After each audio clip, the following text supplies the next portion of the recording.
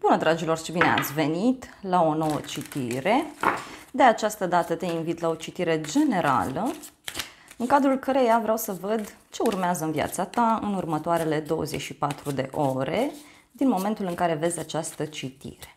Să vedem în plan personal, profesional, financiar, dar și surpriza pentru sufletul tău. Te rog să ții cont de faptul că este o citire generală, așa că te rog mult să iei de aici doar mesajele care ți se potrivesc. Hai să vedem. Și se pare că a început citirea cu un 7 de cupe. Cineva nu vede lucrurile foarte clar în acest moment. Cineva s-a întors cu spatele de la ceva important și pur și simplu vrea să rămână în lumea sa. Avem 2 de spade, regina de bâte, nebunul. O energie foarte puternică aici de eliberare. Da? E ca și cum te-ai eliberat dintr-o chestie prin felul în care tu ai acționat. De asemenea, văd și o conexiune cu următoarele zodii. Leu, Vărsător, Berbec, Săgetător.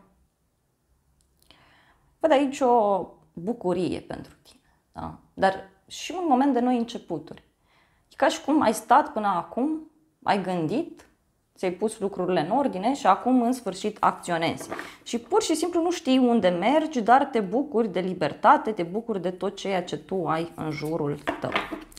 Poate chiar, uite, cândva nu ai fost apreciat sau poate chiar recent ți s-a spus ceva care nu ți-a plăcut, cineva a reacționat într-un mod ciudat. Hai să vedem. Personal avem 7 de cupe. Spuneam aici că este o energie a iluziei. Cineva pur și simplu visează cu ochii deschiși. E ca și cum vrei să ieși din tipare, vrei să acționezi diferit față de cum o fac ceilalți. Și avem aici 5 de bâte. Da. 5 de bâte înseamnă o oarecare agitație. E ca și cum cineva este trezit la realitate. Mai văd pentru unii și o posibilă discuție în contradictoriu sau o eventuală gelozie. Pe de altă parte, văd în acest moment că urmează pentru tine o întâlnire cu niște prieteni, cu o persoană dragă ție. E ca și cum cineva spune, uite, până acum nu m-ai băgat în seamă, nu mi-ai oferit atenție și acum vreau să acționăm, da? Vreau să facem ceva împreună. Hai să vedem 7 de cupe ce spune. Asul de spade. E ca și cum aici s-a luat o decizie importantă.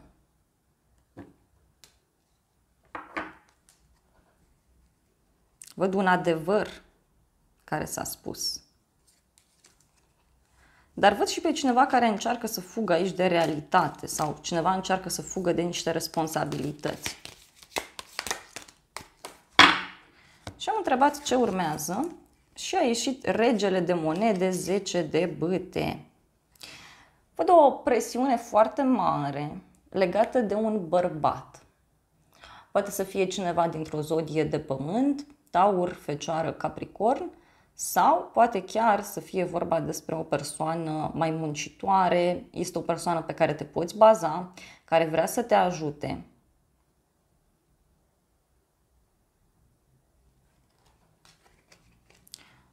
Pot fi niște discuții aici în contradictoriu sau o agitație privind o apăsare foarte mare pe care acest bărbat o are sau pe care această persoană o are. Și are legătură cu un blocaj sau cu o amânare privind o întâlnire. Mai văd și o conexiune cu zodia Pești pentru unii dintre voi. Cineva se sacrifică pentru a se vedea cu tine sau poate să fie o persoană care începe să te vadă diferit.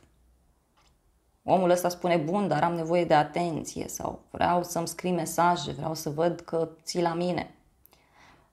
Mai văd însă și energia cuiva care vine către tine și îți povestește despre o problemă pe care o are în relația sa.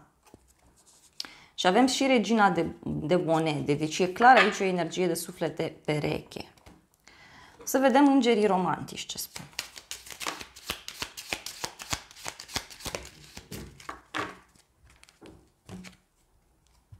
Îngerii spun să-ți lași prietenii să te ajute. Să ceri și să accepti ajutor din partea celorlalți. Poate chiar cineva vrea să te ajute aici sau poate cineva vine și îți cere ajutorul. Aici vei flirta cu cineva sau vei discuta despre un flirt.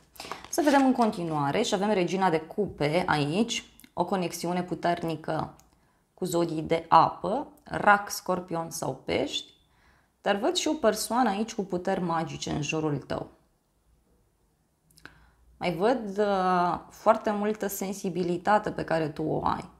Poate chiar urmează să dai niște bani pentru plăcerea ta, pentru sensibilitatea ta, dar văd și o femeie care te poate ajuta foarte mult. Și avem cavalerul de spade. Văd aici un eveniment neașteptat care se petrece legat de această femeie. Poate să fie o discuție mai aprinsă sau poate să fie un moment în care cineva reacționează foarte ciudat privind o sumă de bani. Hai să vedem despre ce este vorba. Regina de cupe.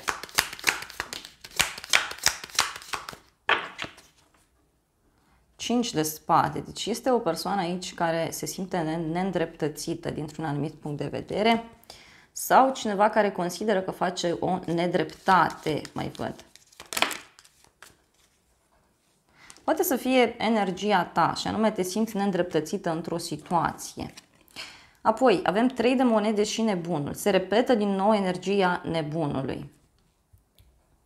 Poate să fie ceva la care ai tu de lucru sau poate să fie vorba despre o eliberare pe care cineva o dorește. O noutate care te va surprinde destul de mult legată de muncă sau legată de partea financiară. Poate ai niște activități împreună cu niște prieteni sau împreună cu niște persoane dragi ție.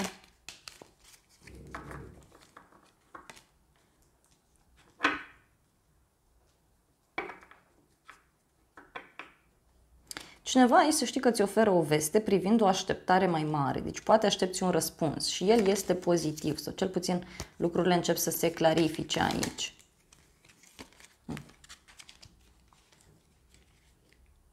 Și în urma acestei discuții, în urma acestei vești, văd aici multă liniște. Mai pot vedea și o conexiune cu zodia Fecioară pentru unii, dar și faptul că ceva se stabilizează, ceva devine mult mai plăcut. E ca și cum e nevoie să mergi la cineva sau să mergi împreună cu niște rude, undeva anume. E nevoie să rezolvi un anumit lucru. Să vedem în continuare surpriza. Este temperanța, o conexiune cu un săgetător, dar și o împăcare pentru unii. Surpriza este că pe de o parte lucrurile sunt bune, pe de altă parte nu sunt bune. E ca un echilibru aici pe care cineva îl dorește și văd 10 de bâte. Bun, multe activități pe care le-ai de făcut. Surpriza este că cineva va încerca să mulțumească pe toată lumea sau cineva aici va încerca să te facă să te simți cumva mai bine. Poate avea legătură, simt eu, și cu o problemă de sănătate a cuiva, deci nu e neapărat vorba de tine. Temperanța. Un compromis, da? Surpriza poate să fie un compromis. Și văd aici o conexiune cu zodia Leu sau acest compromis te va determina pe tine să scoți, da, o forță foarte puternică. Să dai dovadă de forță. 8 de spade, deci poate să fie o amânare, un blocaj. Pe de o parte îți place situația, pe de altă parte ceva nu-ți convine. Aici sfatul este să lași ideea deoparte, pentru că vei avea tendința aici, în urma acestei vești, să te gândești în continuu la ideea respectivă. Poate să fie ceva ce tu îți dorești foarte mult și momentan nu se îndeplinește în totalitate, dar primești semne că lucrurile sunt în direcția pozitivă.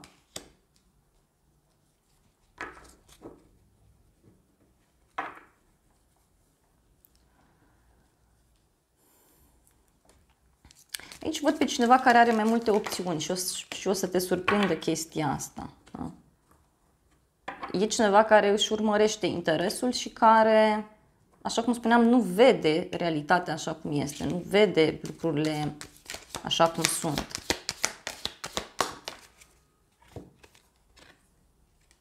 Cinci de bâte, diavolul, o conexiune cu un Capricorn. Deci aici este clar un fel de luptă interioară pe care cineva o va avea sau poate chiar niște discuții în contradictoriu cu cineva care are de luat o decizie și nu știe ce să facă.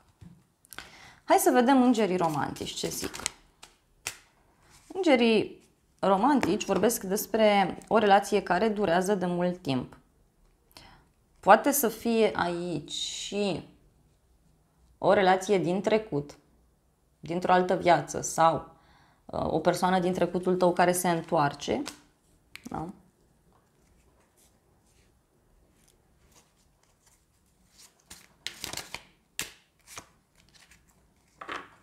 Și îngerii spun așa, să încerci să lucrezi, da, la această relație, la această prietenie, pentru că foarte curând se va decide ceea ce tu vrei.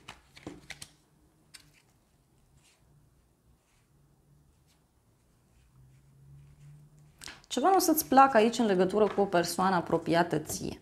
Hai să vedem oracolul ce spune. Uite, niște vorbe, niște bârfe, ceva ce vei auzi aici care să spun că nu îți vor plăcea.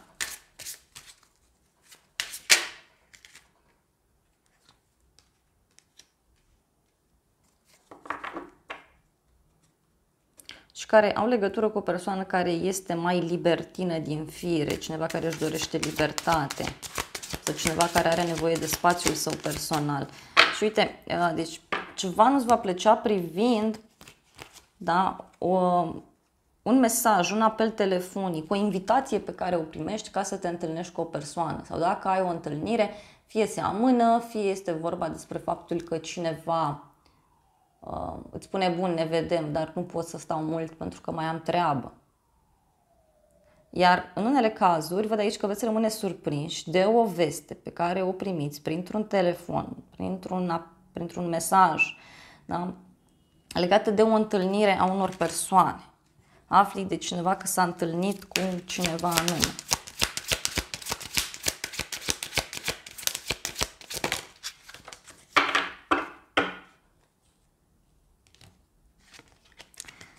Și este ceva legat de un cuplu mai tânăr sau de o persoană șatenă, cu ochii deschiși la culoare, cineva căruia îi place să conducă sau cineva care are mașină, cineva care face multe drumuri și o femeie mai tânără.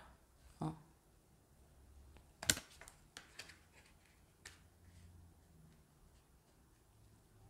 Poate te regăsești în descriere. Ia să. Poate chiar în cadrul acestei întâlniri tu vei afla niște lucruri care te vor surprinde.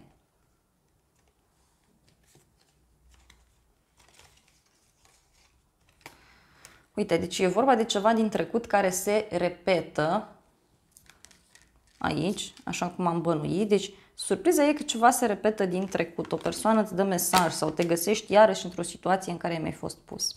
Dragilor, acestea au fost previziunile de această dată. Eu îți mulțumesc pentru atenție, îți mulțumesc pentru like-uri, pentru comentarii, pentru toate mesajele frumoase. De asemenea, poți să-mi lași un comentariu, să-mi spui dacă ai rezonat sau nu cu citirea, dacă vrei să abordăm și alte subiecte. Te rog, lasă-mi acolo părerea ta și îți mulțumesc pentru că distribui aceste videoclipuri, dar și pentru că recomanzi canalul persoanelor dragi ție.